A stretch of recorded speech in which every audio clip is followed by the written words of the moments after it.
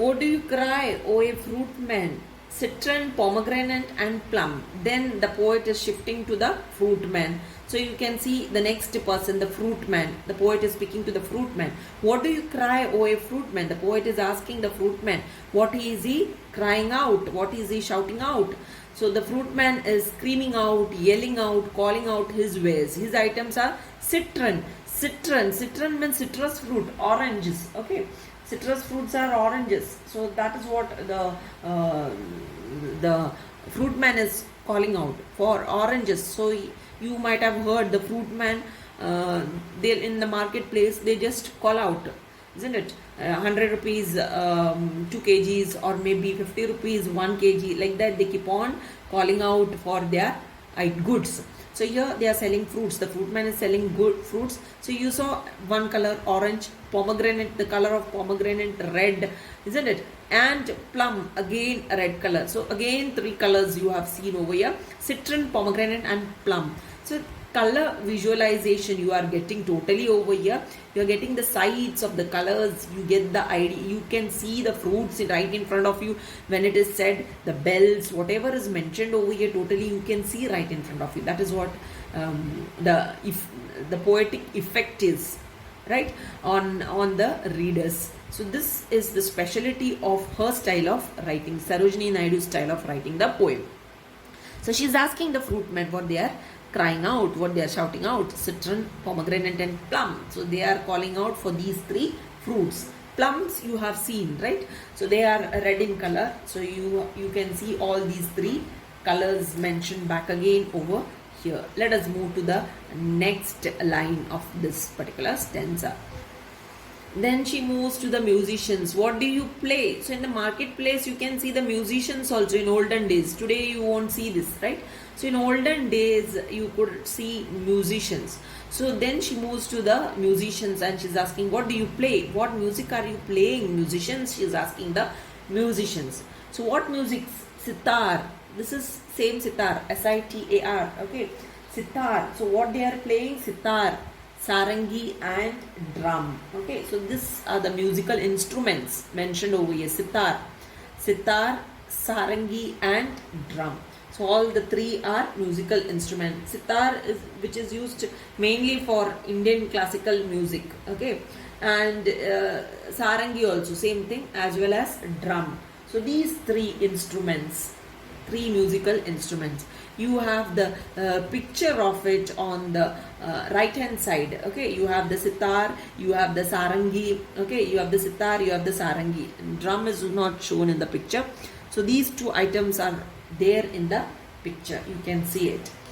Then what do you chant, O magician? You can see the picture of magician standing over there. Okay, so she's asking, she's moving to the next. Musicians are playing music. People are gathered in front of them to watch these musicians playing the music: sitar, sarangi, drum, and all. Then what do you chant? She's asking the magician. Magician, the one who performs magic, is called as magicians. So she's asking the magician, what are you chanting? Then she's getting the responses: spells for the aeons to come. So what are they doing? The magicians are performing magic, isn't it? They are performing magic. Spells for the aeons to come, she says. Okay, spells for the aeons to come. Now what do you understand by spells? Spells means words. Words for the aeons. Aeons means the divine power to come. So they are chanting the words. They are chanting the words for the divine power to come. You might have seen magicians performing magic. Before performing their magic, they chant some words, isn't it? Slowly they chant in their mind. You can see their lips moving. They keep their eyes closed and they keep chanting those words, right? So that is what is mentioned over here. Okay, spells for the aeons. So this is what she says. She asks the magicians and then she writes that they chant spells for all the ages in time yet to come. So these spells, whatever they chant, this divine power, for the divine power, these words what they chant for the divine power to come, this would help the magician to perform his magical tricks, right? For that purpose he is chanting these words over here silently, right? So that is what the poet is speaking over here. What you chant, O magician? She's asking the magician, and then she says spells for the aeons to come. So this is what she's writing. She writes that they chant spells for all the ages in time yet to come. So these type of spells, whatever words they use over here, for them to get the divine power to perform their magical tricks in front of the people, right? So that is what she speaks over here. Then let us move to the last stanza of the poem. What do you weave, O ye flower girls, with tassels of azure and red, crowns for the brow of a bridegroom, chaplets to garland his bed, sheets of white blossoms new garnered to perfume the sleep of the dead. Finally, the poet is asking what the flower girls are weaving. Weaving means putting together. Okay, so with the tassels of azure. So here another description of colors. Tassels of azure and red. So here the poet is mentioning the tassels. Tassels means bunch of threads that are tied together at one end and hung from cushions. Okay, so those tassels. Now for what here? Decorations with the flowers. Okay, so in this tassels you can see they have worn the flowers. They have decorated the tassels with, that is what tassels, it's a thread on which the flowers are worn together. Okay, now who wears it? This is worn for the crown that you don't see here in Kerala, but in northern states you can see the sehra which is tied in front of the groom's head. Okay, so at the time of the marriage, so that is what it is said over here, bridegroom. Okay, bridegroom means the boy who is getting married. So he will be tying this in front of his forehead. Okay, so on his forehead he will be tying it. So this is what has been mentioned with tassels of azure and red. Azure again is mentioned over here, azure and so blue and red decorative flowers are made on this tassels, crowns for the brow of a bridegroom. So these forms crowns, so strings of flowers that will decorate. Okay, so crowns which will be worn into crowns which is worn on the brow of a bridegroom. What I have told, on the forehead they wear this crowns. Okay, crowns, this will be hanging out below. Okay, these decorations of flowers, white flowers normally they use for it, and these flowers will be hanging, making the bridegroom unable to see the things in front. Okay, so the face will be covered, the boy's face will be totally covered in the flowers. So that is what is being mentioned over here. Then chaplets to garland his bed.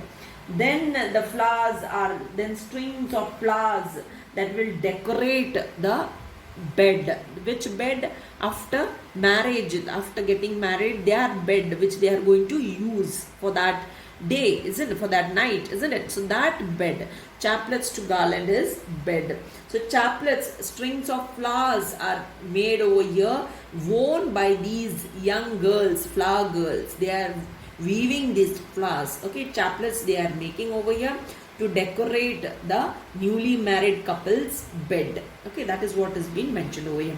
Then sheets of white blossoms new garnered. Sheets of white blossoms. Now what do you understand by sheets of white blossoms? So sheets means the flowers which are gathered together over here, which are made in the form of. So this is another inversion, as I have told you earlier in last class of mine. Richly your wares are displayed, which is an inversion. I told you your wares are displayed richly. So same way you have sheets of white blossom new garnered. So this is again another inversion. It is sheets of new garnered white blossoms. Okay, sheets of, this comes first, sheets of, Second is, then you have new garnered. That is the third word which should be used properly. And white blossoms. So it is something like this: sheets of new garnered white blossoms. Now why the sheets of white blossoms? White blossoms, new garnered, for what? For what? These sheets are made to decorate the dead body. To decorate the dead body. You might have seen dead body. When the dead body is kept, you cover the dead body with flowers. On top you see the dead body, totally it is covered, and these flowers form like the sheet. It is not that it is made into sheet. These flowers form the sheet. That means it covers the dead body totally. We use flowers to cover the dead body. So that is the mentioning. So this is what she is assuming over here. There are two things. So she's asking the flower girls, are these chaplets made? Are these flowers worn over here? Are these blossoms, the newly brought blossoms, white flowers, what are brought over here? Are they taken to decorate, to make crowns for the bridegroom? Or are they taken to make chaplets to garland the bed of the newly married couples? Or are they taken to make sheets for the dead body? Are they taken to cover the dead body? So in all three cases we use white flowers. So that is what is mentioned over here.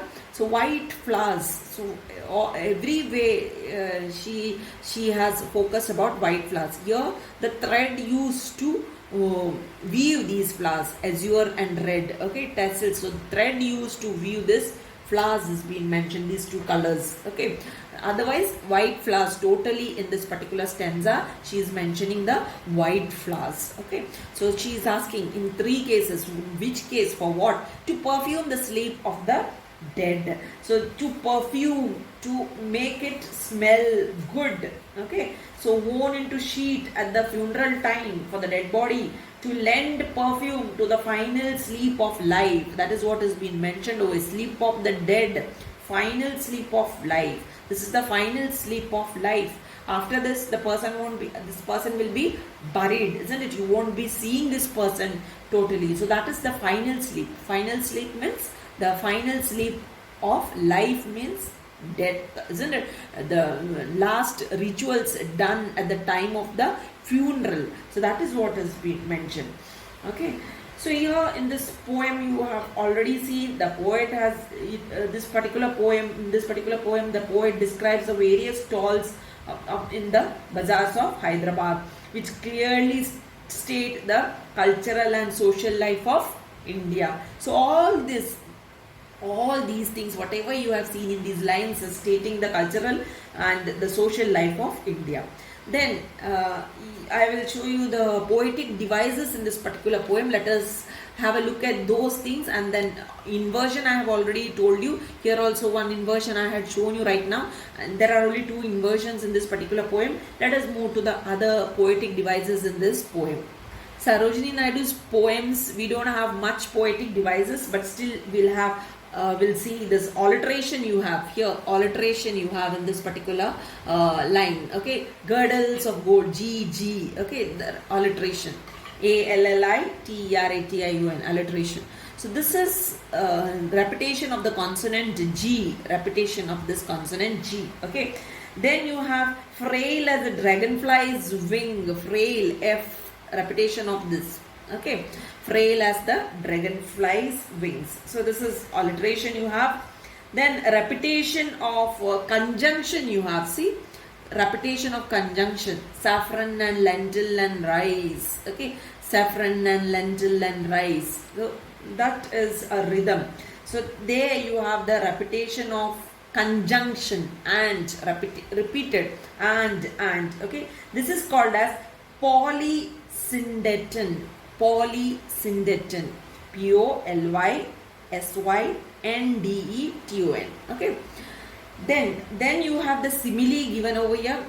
So that is not compulsory, I have just told you, but alliteration is important poetic device which you should know. Then simile you have in this particular. Simile, what do you understand by simile? Now look at this particular line. Frail as a dragonfly's wing. So you are comparing one thing, bells for the fit of blue pigeons.